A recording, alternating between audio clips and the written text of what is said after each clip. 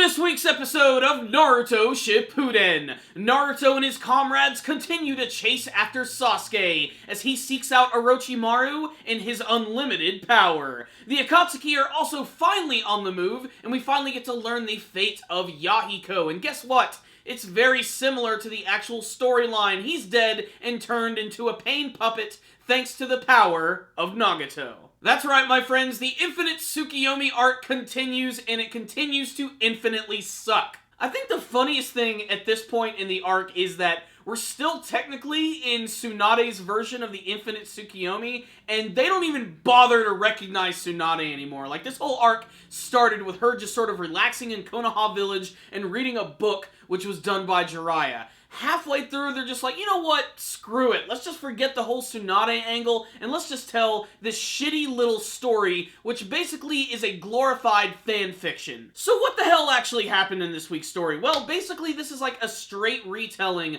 of the arc where Sasuke decided to desert the village, where one by one, each member of Naruto's team is going to stop, fight against an enemy, and Naruto is going to keep moving forward so that he can find Sasuke. This is all going to culminate in a battle between Naruto and Sasuke, which is sure to be epic, but considering that this is a filler arc, I'm not going to be expecting too much. What is really cool about this episode is that we actually get to see Rock Lee do something kind of cool. I have to admit, I was really disappointed at the first half of the episode watching him fight, because all of the choreography at the beginning was painfully slow and kind of laughably bad in terms of like the animation and just the overall movement of the characters, because we've seen Rock Lee fight before. We know what he's capable of, and as far as I'm concerned, he could waste all of these Anbu easily. And then they're just like, oh yeah, remember that one plot point with Nagato, Konan, and Yahiko? Let's go ahead and go back to that and show the viewers actually what happened. I didn't even care anymore about really what was going on here, but Yahiko goes down to the village with the teddy bear. He looks goofy as hell just skipping through the streets with it, when suddenly Deidara comes around and decides to just blow up everything casually with this big, massive bomb. This, of course, makes Nagato freak out, but he doesn't really do anything aside from just yell, and I'm guessing becoming like the de facto or secret leader of the Akatsuki, because by the end of the episode, somehow Yahiko's body survived this big explosion. He's been transformed into one of the paths of pain, the ones that we saw from the original series. Hell, they basically redo the scene where he's hanging out in Hidden Rain Village on that big statue on its tongue and everything. A really iconic image, but I've already seen it before. The rest of the episode is very simple. Basically, just Naruto and his friends running through the woods, Rock Lee fighting against this one Anbu member who is probably going to be Ayate Gecko, the guy who's constantly sick, and that's only because the guy keeps coughing. You also get to see the return of Anko, who was teased in the preview for the episode, so you know that she was definitely going to show up. And oddly enough, she still keeps all of her personality traits even after being unmasked. You think they'd try to make her be a little more evil, but that's not exactly what's going on. But again, like I said in last week's review, I like the fact that they included her because she has a connection to Orochimaru, so it actually makes sense.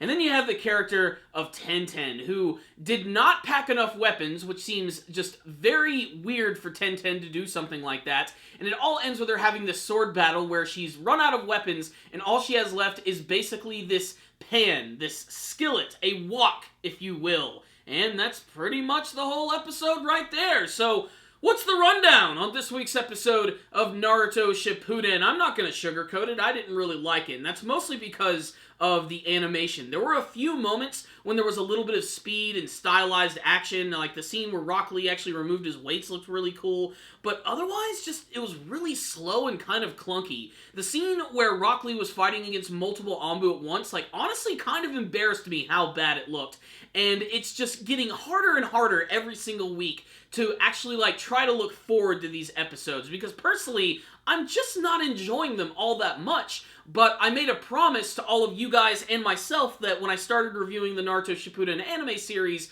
I am reviewing every single episode, rain or shine, whether it's filler or whether it's canon, and I'm going to continue this journey as painful as it is.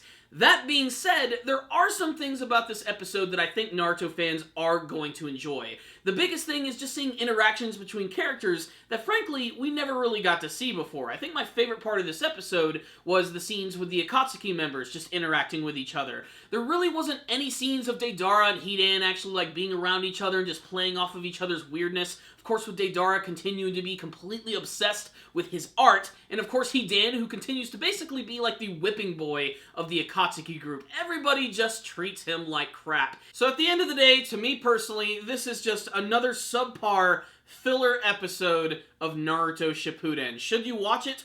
Only if you are just the most hardcore fan of Naruto. I know I'm beating this episode up a lot, but I just didn't really get all that much enjoyment out of it. That's just the way I feel personally, and that's why I'm going to give this week's episode a 2 out of 5. Just a supremely average episode of Naruto Shippuden that had some animation moments that made me wince just a little bit. But even though I didn't like this episode, I want to hear your thoughts about this week's episode of Naruto Shippuden. Did you like it? Did you have a scene that you really enjoyed from this episode? Is there something about this arc that you really like? What do you want to see from the rest of the Infinite Tsukiyomi stories and the rest of the Naruto Shippuden anime series?